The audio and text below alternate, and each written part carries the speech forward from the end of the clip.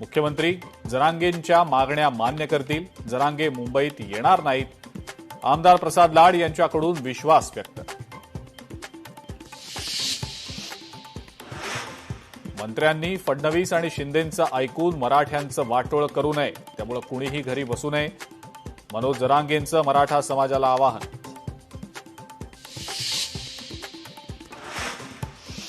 नेपाळमध्ये पुराचा प्रकोप काहीसा ओसरल्यानंतर आता वेदनांचा कहर. पुरात आतापर्यंत 392 जणांचा मृत्यू तर 288 भारतीय अद्यापही बेपत्ताच. मदत कार्य वेगानं सुरू.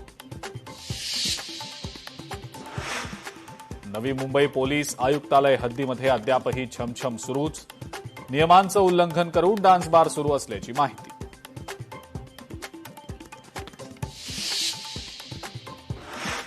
लोकशाही मराठीच्या बातमीचा दणका. नवी मुंबई पोलीस प्रशासनाला अखेर जाग. सर्व डान्स बारची कसून तपासणी सुरू. डान्स बारमध्ये अल्पवयीन मुली असल्याचं समोर. तुर्भे पोलीस स्टेशनमध्ये गुन्हा दाखल.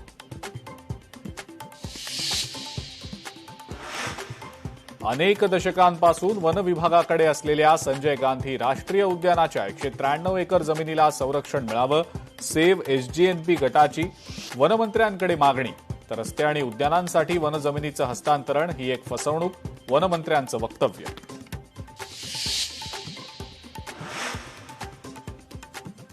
टीडीआर प्रकरणी मंत्र्यांचे एकमेकांवर आरोप. मात्र ठाणेकरांवर कोट्यवधींच्या टीडीआरचा भार. ठाणेकरांच्या प्रश्नावर मुख्यमंत्री गप्प का? डी दाह्याभाय अँड कंपनीला दिलेला टीडीआर मुख्यमंत्री स्व अधिकारात का थांबवत नाहीत? सरकार या टीडीआर प्रकरणी पुनर्विचार याचिका दाखल करणार का?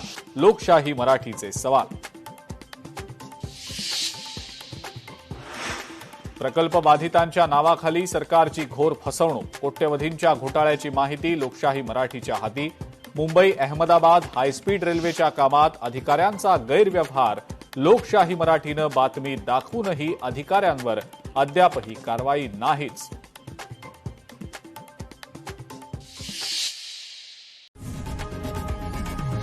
लोकशाही मराठी ऐका, पहा, जागरूक रहा.